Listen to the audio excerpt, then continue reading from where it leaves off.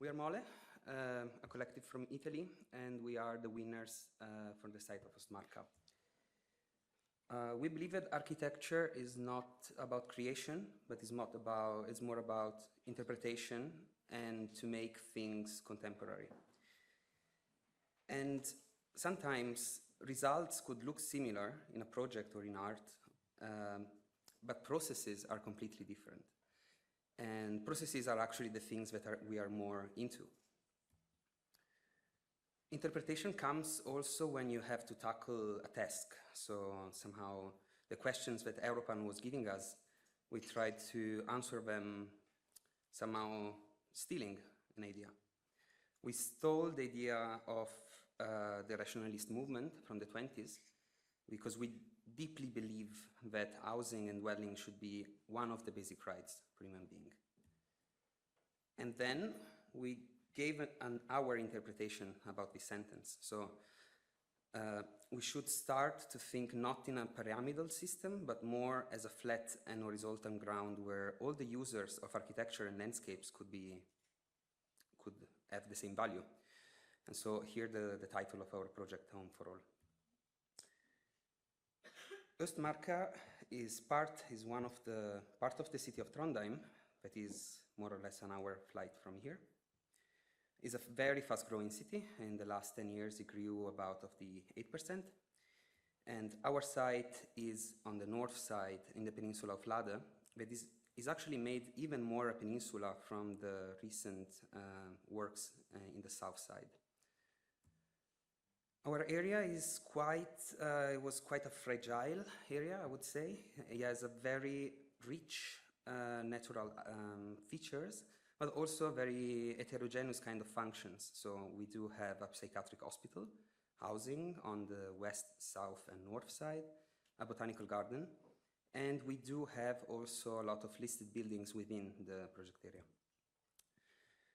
Usually, we don't start studying a site from morphology or from topography, but we start from the users. So we found out that the 15% of the population of Trondheim is older than 65. And in Lade, this age gap is actually even bigger, so between the 70 and 90 years old. It's funny how, like 100 years later, the first project was built in Østmarka. The first project was actually an hospital, and we were called to do a nursing home, so buildings that are related to medicine, and also an idea of designing a landscape. So even in the 50s, they tried to plant some fruit trees and also to try to find a way to do more forestation. As you can see, the site nowadays is really heterogeneous. The morphology is completely different and really, really rich. So one of the most difficult part of it was to find the right morphology for the buildings.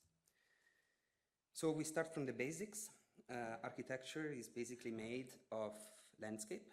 So here is the picture of the hill that we have in our site, Canonhaugen.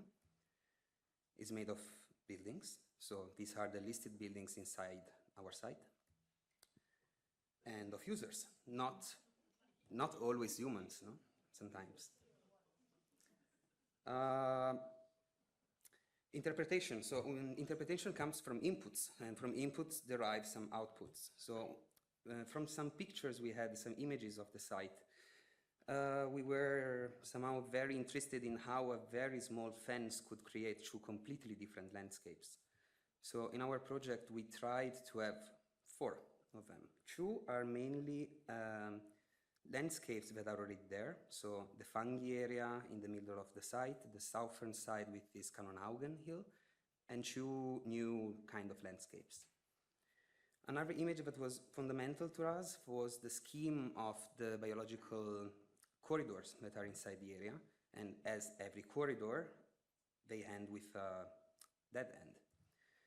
The very first sketch of the competition was about how to make these corridors to go to have a circle, so to become a ring. And then on this ring, we basically structured the entire urban design. Then, thanks to an amazing website from the Trondheim municipality, everything from architecture to biological activities is perfectly and very precisely mapped. So this is the map of the biological activities and that happens in Østmarka. And basically we wanted these areas, these small spots, to become no construction zones, so to not build on these areas. So where to place the volumetries? Of course not on the buildings, though we didn't want to demolish any building of the site. Not on the trees, and not on where we have biological activities. Then we lied. We actually want to demolish a couple of buildings, but they were already planned to be demolished. All the functions that are happening now in these buildings are somehow over, and we want to reuse all the material, the construction materials of the buildings we are going to demolish. And here is the project.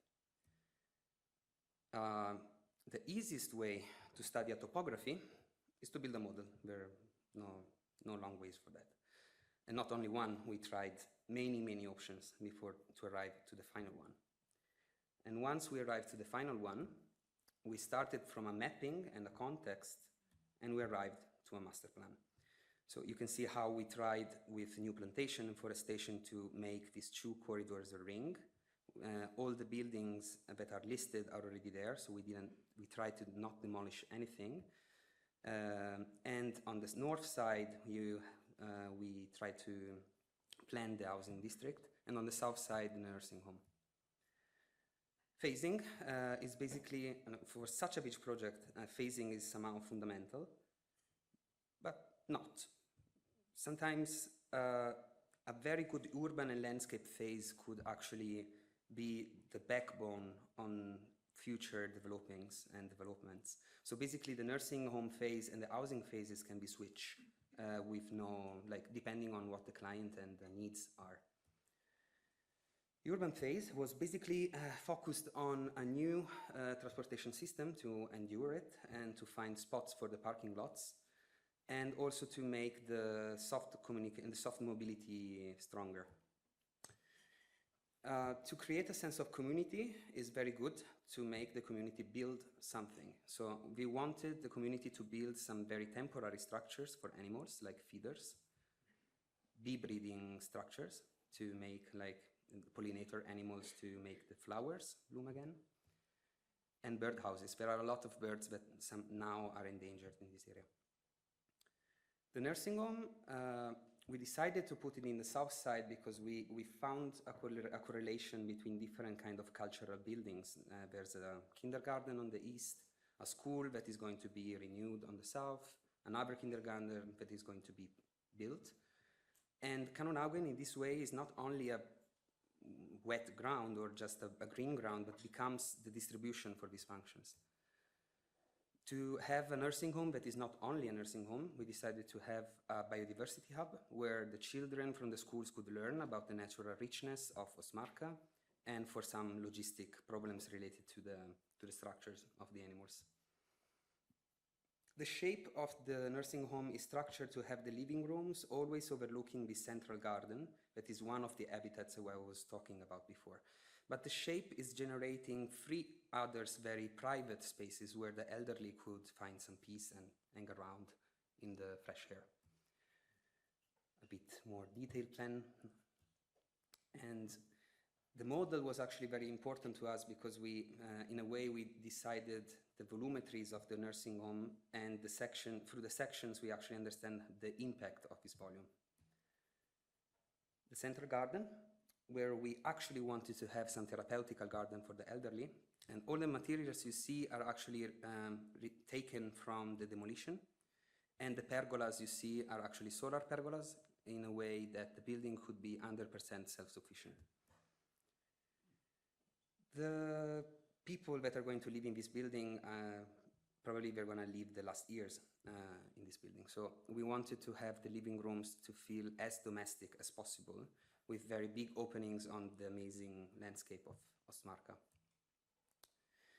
The housing, the first housing phase is divided in refurbishment and renovation. So for the listed buildings, we basically wanted to refurbish them with no design attached. And we decided to try to design other 3 buildings on the site with a renovation. Basically, we took the building, we double it, so we had the double of the amount of the flats. And the materials that we had to get rid, we actually wanted to reuse them to do the internal partitions of the building. The flats are going from a 43 square meters flat to 120, more or less. And so they can basically be used by a huge range of people and users. And this is one of the renovated interior ones. This is the duplex typology. The houses in the woods is the northern and new sector. We were asked to do 80 flats, so we think that with the refurbishment and renovation we could build actually 40. So with this one we can spend from having 20 flats to 60. So in a way that also the housing could be scalable. The morphology of the housing was done in order to be as loose as possible. Like the corridor, the green corridor that is on the north, we really wanted it to go inside our plot, so that in 20, 30 years you will have the feeling of living in a wood. Also here we have a huge range of apartments. We have basically two typologies. A social one, more social housing one, that is between 56 to 160 square meters. And then we try to reinvent the typology of a row house, but in an enclosed shape. The sections where you see the relationship with the hill and also the relationship with the buildings that are behind them. We didn't want to be super tall in this building. So this is the image of the central space. And even also here, we tried to reuse all the wood from the demolitions, and the demolished building that was done completely in concrete, we would like to reuse it for the cores of this building. This is the image, imagining it in 5 years, but probably it would be nice to see in 20 years to not have an empty space in the middle of the image. Thanks.